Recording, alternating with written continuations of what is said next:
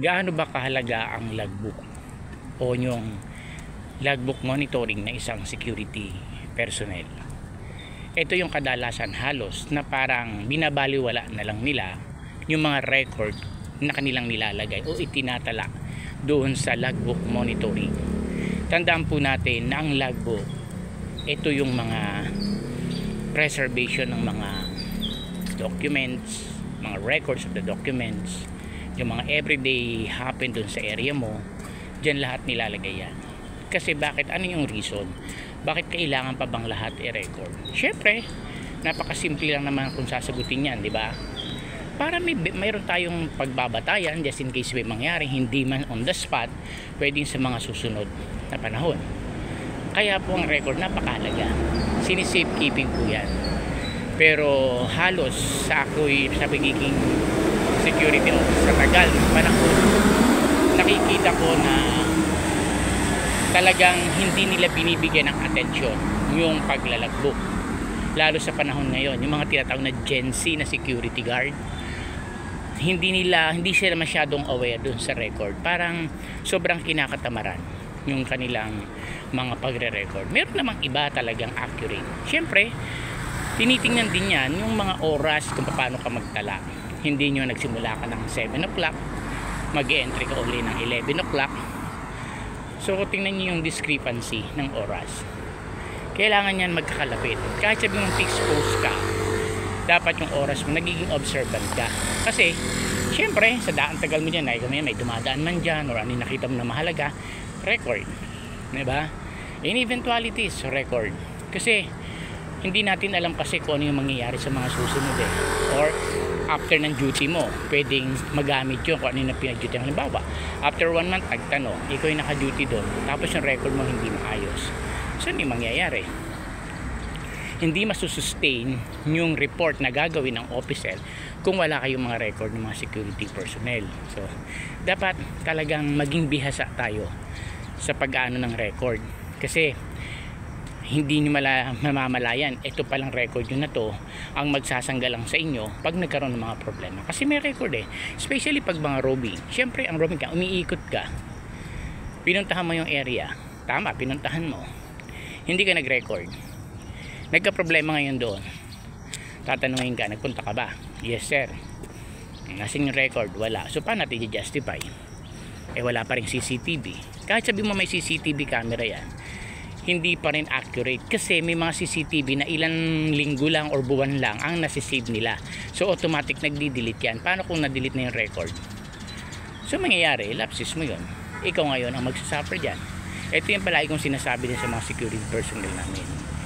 Ng mga record na yan, hindi dapat binabaliwala. Kasi ito yung tools na to ang magiging way para ma-acquit ka dun sa pwedeng maging problema na talaga namang hindi. Totoo naman, nakikita hindi mo dapat maging problema. Kaya lang, hindi sustainable yung magiging justification natin kasi walang proof.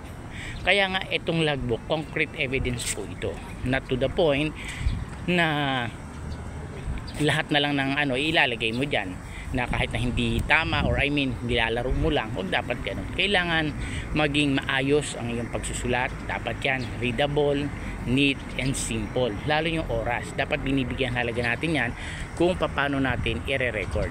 Kasi marami pong nangyaring mga ganyan na dahil sa record ng logbook na-acquit siya kasi record kasi before nung nakarang meron kaming guard na pinagbintangan. So ikukwento ko lang para may mga idea na yung asawa niya sa province nagkaroon ng kalaguyo.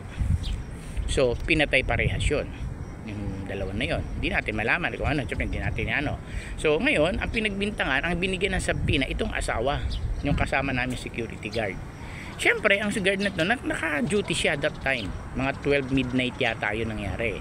So binigyan siya ng sabina. Kung you imagine mo na andito siya, ang province siya somewhere in north. Sa northern part ng Pilipinas yung kanyang province, tapos siya nandito sa Manila. So syempre sa Pina yon, kailangan niyang pumunta. Ngayon, ang pinano doon ng agency namin is yung record ng logbook niya na naka-duty siya plus yung mga CCTV, lahat binigyan. Siyempre, inassist din naman ng agency. So yun, na-quit siya. Could you imagine mo yun? Kung walang mga record yun, tapos ganito ganyan, di ba? Ang hirap. Malulusutan, pero ang daming proseso. Samantala kung may record andun lahat, hindi nga siya. So ganun po, sobrang halaga. Tapos meron pa rin Ito kwento pero totoo po yan. Sa isang establishment na hawak na siyang security, yung isang doktor doon nilalason ng kapwa niya doktor din. Yung pala may ka-appears din na asawa ng doktor. So, yun lang pumupunta doon, naka-record sa guard kung kailan pumasok, lumabas. So siya yung talagang naging liable doon sa nangyari. So yung mga ganong senaryo, hindi man ganong kalalim, pero dapat kasi kung mag-iisip tayo, yung sobrang napaka-drastic ba? Alam mo yung parang sobra naman, totoo naman. Diba? Kailangan ano man isipin mo na gano'n. Kaya nga yung pag-isip natin mga security personnel na napaka-sobrang negative, hindi po yan masama sa atin. Kasi doon tayo mag-start. Ano yung pwede natin despite pag mangyari yon? Hindi pa man nangyari, alam na natin, gagawin na tayo ng parang, teka, baka mamaya maano to. Kailangan i-record ko to, baka hanapin sa akin. So, matatanggal ako sa trabaho nito. Hindi gagawin mo, hindi ka matatanggal. Pero kung hayahay ka lang, petics ka lang, ayun ang mangyayari sa'yo.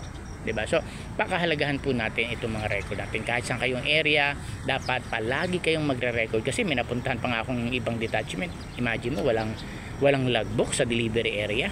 Saan ka nakakita ng ganon? Walang logbook. So, ano nangyayari? Alam mo, may something. O, yun nga, madaming ang anomalya. O, siyempre, hindi pumapasok yung mga sasakyan, nagbibigay pala, nagbabayad sa mga parking. So, yung mga ganon, pag nakita yung mga officer yung na ganon, may something, ito ba tayo mag-record? Diba? So, dapat binigyan ko na, kasi naghanap ako ng record Pero tingin ako ng record kasi may delivery na pa, so i-check ko lang. Sir, wala kaming record dito since pa. Ha? Anong nangyari? Walang record, delivery ito. Paano kung mapasok, lumalabas sa mga sakit, especially may mga tenant na nakapark niya kahit delivery area yung area natin na to. Yung sinasabi sa amin ng officer namin diba? So, ang inimbestigahan ko, I have to check yung mga transaction nila. Ang dami talagang anomalya. So pag gano'n, so, kasi ang record pag inaayos natin yan, alam nyo, mahal natin yung company kung saan tayo naka-assign. Kasi ito yung magiging proof din nila just in case may mga client, mga bisita, may mga tenant na nagtatanong. So dapat ayusin natin ang paglalagbo.